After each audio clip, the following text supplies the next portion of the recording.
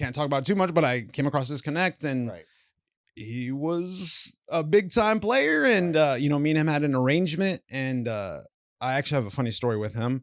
But so he was my source. Okay. Yeah. So, and I mean, he had unlimited source. So that was a problem too. What was this time frame like when you were, still like, as you went up that ladder? Yeah. Like, what's that time frame? Okay, look so like? I would say that like I started to dabble back into it, like when we're talking about at 16, I had my first experience, Okay.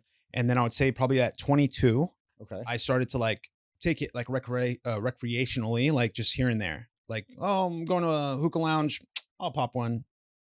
This Looking is back kinda now, right after we stopped hanging out. literally, Yeah, right yeah, then, okay. yeah. So it's your fault, Tim. Right. You left me. Look what happened. You're right. See what happens. Goodness gracious. So yeah. Sorry.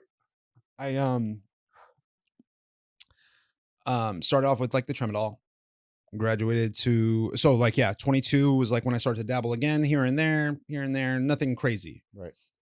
It wasn't until probably after my second X that I started to like be a little bit more consistent with it. And then I met my third X, and that's when I made the jump from Percocets to fentanyl. Okay. And And was she aware that you were? she doing was this? actually the first person to catch me. Oh. So there's different ways you can take that medication. Okay.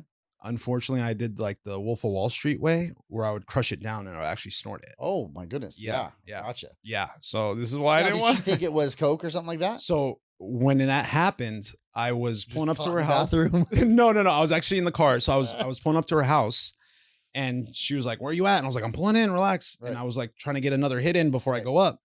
So I got it, I'm cracking it down and all that stuff. And then I think she's in the apartment. I didn't know she was outside of the apartment and she saw my car. So she walks over, she knocks on the door and I freak out and I look and she's like, "What is that?" I was like, "Nothing, babe." And I just like, I'm like, I'll be right there right now. And then I pull in and she's like, "What the fuck was that?" Right. And then she started doing some research and she like found it. She like realized what it was. And This was the illegal stuff. I mean, yeah. This is the your fentanyl Connect? stuff.